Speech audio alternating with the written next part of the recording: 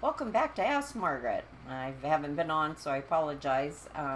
Today I'm going to tell a story about my daughter and my oldest daughter, and about her lack of hair in my eyes. I was very concerned about that. I think every mother goes through that with something with their children. My son was born, firstborn, and he was gorgeous, black curly hair. I know every mother says that, but he really was. He had black curly hair and blue eyes. And then a few years later, I had my oldest daughter.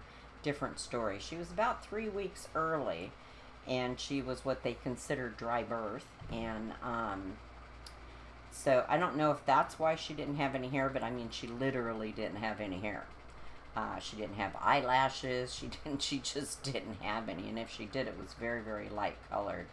But I was going to love her anyway. I called her my little ugly duckling, and I brought her home. And then 18 months later, I had my third child, who was like my son, born with hair and, perfect by all means. And there sat Ugly Duck, Tara. Still hadn't grown any hair. I was really getting concerned. She was about almost 3 years old, and I mean, she was bald. She did have eyelashes, but she had absolutely no signs of hair. So there was a lady in our neighborhood, and it was I was living in my parents' home, and it was a lady called Mrs. James, and she was Hispanic, and she always had all these really neat home remedies that she would share. And this is good for that, and keep mosquitoes away, and all of her home remedies, every one that I'd ever tried, always worked. So I was pretty desperate. I was pretty worried because it was pretty embarrassing. I would take my three children out, and people would say, "Oh, what a cute little boy," to Tara. And I would say, "No, that's a girl." And I'd tape bows in her hair and try to make her, and I always had her in dresses. Anyway, everybody always thought she was a boy, and I assumed that was because she was bald. So I went down to Mrs. James, and she always used to sit on the steps of her house every day. And so I got down there and I said, "Mrs. James, I really have a problem." And she said, "What's that?" And she had known me all through school and now into adulthood. And she said, "What's going on?" And I said, "Well, Tara," I said, "look at her. She doesn't have any hair." And Mrs. James said, "Yeah."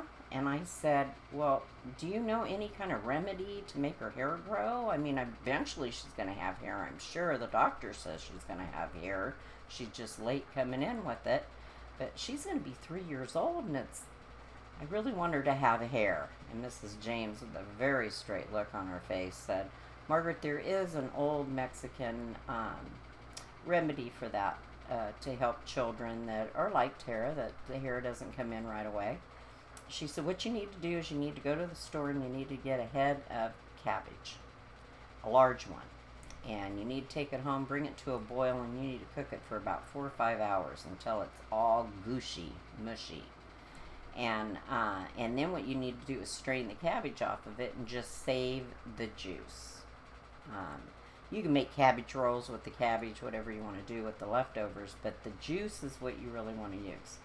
And then every time you bathe Tara, you want to use the cabbage water. You want to pour it over her head just a little bit and kind of rub it in and massage her head. And it should do the trick." I said, "Thank you, Mrs. James." And boy, I couldn't wait to get to the grocery store. And I bought the biggest head of cabbage. And I'm not a big cabbage person. And I took it home, put it in a big old huge pot, and I brought it to a boil. And then I simmered it for about 4 or 5 hours. And it got all mushy. And I strained it out and put it in jars. And I proceeded to use that cabbage water over Tara's head for about a week.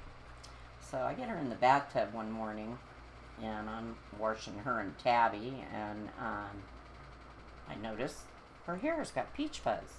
I went, "Oh my God, it worked! It worked!" So I threw her clothes on, got the kids ready, and I went running down to Mrs. James. I was so excited. I said, "Mrs. James, guess what? Tara's growing hair." She said, "She is?" And I said, "Yeah, the cabbage treatment worked." And she starts laughing. She said, "Margaret, I made that all up." I said, "What?" She said, "I made it all up." I said, "But Mrs. James, it worked." She goes, I don't know why you would. She said you were so upset, and I didn't want to say, some kids don't grow hair until they're 4 or 5. Anyway, so she kind of laughed, and I kind of laughed, but I was happy she was growing hair. She was starting to get peach fuzz. There was hope for Tara, the ugly duckling. So about 4 or 5 weeks later, my aunt, which kind of took the place of my mother when my mother passed away, that lived in San Diego, Aunt Faye, she would call me at least once a month just to see how I was doing. I said, Aunt Faye, guess what? And I was always sending her pictures, and I think I just sent her some, and she was calling to tell me how nice and cute the kids were, and, blah, blah, blah. And I said, guess what, Aunt Faye? She said, what? And I said, Tara's growing hair. I said, I actually went to Mrs. James down the street, the old Mexican lady that lives in the neighborhood. She always has these home remedies. And she told me to boil cabbage and use the water from the cabbage. And it worked, Aunt Faye. Then she told me she just made it up. I said, but she's growing hair. She's actually getting peach fuzz. My aunt started laughing and said, Margaret Lynn, have you been looking at your baby pictures lately? I said, no. Why? She said, well, you need to pull them out because you didn't get hair until you were 4 or 5. She said, your daughter looks just like you.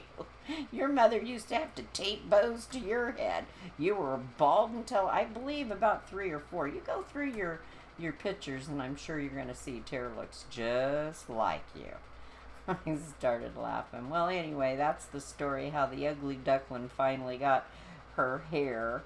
And I think every parent goes through that. Anyway, I hope you've enjoyed this story.